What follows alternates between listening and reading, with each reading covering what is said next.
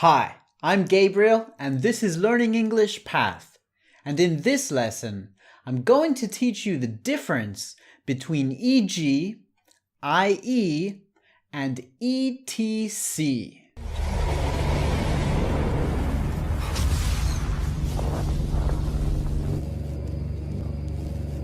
Okay, these are Latin abbreviations, e.g., i.e., and etc.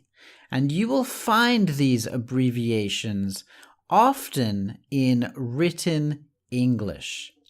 So when you are reading something and you find these, you need to know what they mean and what the difference is between them. And it's very critical that you know the difference between them, especially if you're writing and you want to use one. And I'll tell you, a lot of native speakers confuse e.g. and i.e. actually. I remember when I first became a writer in the English language school education first, and I started writing the textbooks there. One of the editors, they asked me if I understood the difference between them. And I was quite shocked. Of course, who doesn't? And she said, well, you would be surprised. So even some people who are writers in the English language sometimes do not understand the difference between these two abbreviations, believe it or not. So it's very important, though, that you understand what they mean and also what this one means, okay? Let's start with e.g. Now, the Latin is exempli gratia or gratia. I'm not sure. I don't speak Latin, but this is where it comes from, exempli gratia. And this literally means for example. So it's just another way of saying for example, which means, of course, you need to list an example or two after e.g., just like as if you were using the words for example in a sentence. And a dot comes after the e and after the g, always. Okay, not e.g. dot. It's got to be e dot g dot. An example is you should try to eat healthy fruits, e.g. bananas. Now this is British English, which means that there is no comma after the e.g. Okay? So do not give a complete list of examples. You don't want to say you should try to eat healthy fruits, e.g., and then list 30 different fruits, okay? You want to give an example or two, all right? One or two is good after e.g.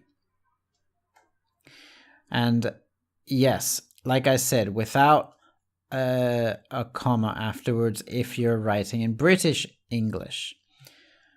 But if it's American English, you need to put a comma after e.g.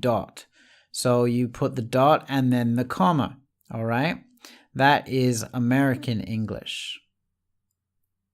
You can also close the example in parentheses or brackets, okay? Again, this is the British English without a comma. And in American English, you put the comma even if it's in a parenthesis, okay? Also, you can start a sentence with e.g. Now, I would try to avoid this, actually. You shouldn't do this too often, but if you have to, then you capitalize the e, okay? Just as if it's the first word in a sentence. And then the next word afterwards is not capitalized, because this is technically the first word of the sentence, even though it's an abbreviation. So you capitalize the e.g. All right. IE. In Latin, this comes from id est, and it means in other words. So you're not giving an example. You are rephrasing what you just said, or the last clause of what you just said, or the last word that you just said, or even maybe the last sentence that you just said. Okay, you're rephrasing something. So, you need to eat the fruit on the table, i.e. the banana. Again, you put a dot after the I and after the E. I dot E dot, always. Now here, it's clear that the banana is the only fruit on the table. You need to eat the fruit on the table, i.e. the banana. Not e.g., it's not for example. It's, in other words, there's only one fruit. It's a banana. You need to eat it, okay? And again, just like with e.g., in American English, you put the comma after I dot E dot. You can also enclose it in brackets or in parentheses in British English and in American English. And again, always the comma after the abbreviation if you're using American English. And again, that's supposed to be IE. So IE, eat the banana on the table. Again, IE can be capitalized if you need to begin a sentence with it. The I should be capitalized. Not the E, only the I. Again, though, avoid this. And especially avoid this one because it's not something that you see very often. And I think the reason is because it just seems kind of confusing and clumsy when you write this way. So if you're using IE, I would really try to use it in the same sentence or in parentheses. But if you absolutely must use it in another sentence, then capitalize the I. All right, etc. dot. This is Latin etc., etc. And it means and so on. Okay, so for example, you should try to eat healthy fruits, e.g. bananas, avocados, etc. Okay, so it means you can go on. Bananas, avocados, blah, blah, blah, blah, blah. Okay, etc. And there's no dot after the E or the T. It's just etc. dot. Only one dot in this case. But you cannot take that dot away, right? And etc. comes at the end of the list of examples here. Okay, so it doesn't, like the other two come before what you're going to say. Etc. comes at the end because it has a different purpose, a different function. You're saying and so on. And again, if it's in brackets, if it's in parentheses or brackets, then you leave both dots, okay? You put etc. dot, bracket, dot, all right? But if there's no bracket, then this dot means both, it serves two purposes. It is to show that it's an abbreviation, and it's also to show that it's the end of the sentence. It serves as a full stop. You do not ever put two dots together. You do not put etc. dot for abbreviation and then another dot for a full stop. No, never do that. It serves two functions here. But if it's enclosed in parenthesis here, then you do, because it's separated by the parenthesis. So you put etc. dot parenthesis, dot.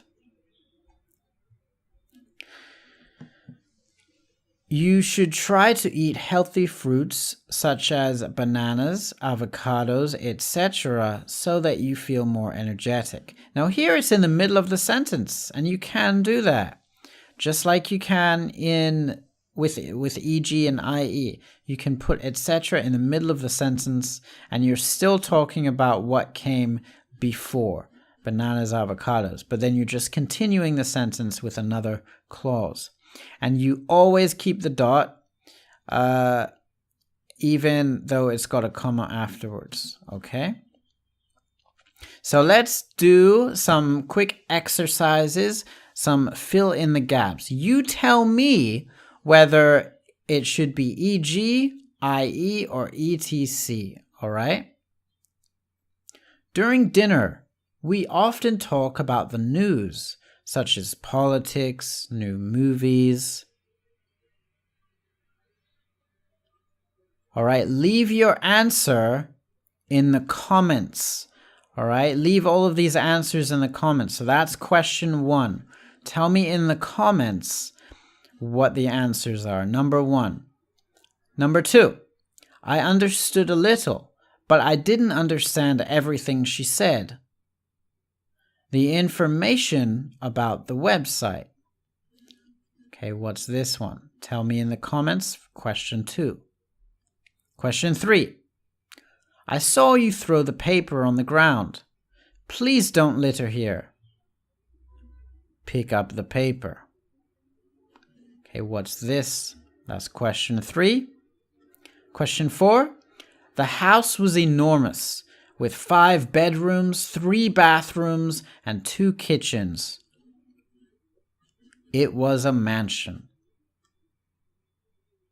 And question 5, you need to make sure you take everything with you. Your books, your phone, etc. Okay, so let me know what the answers are to these questions.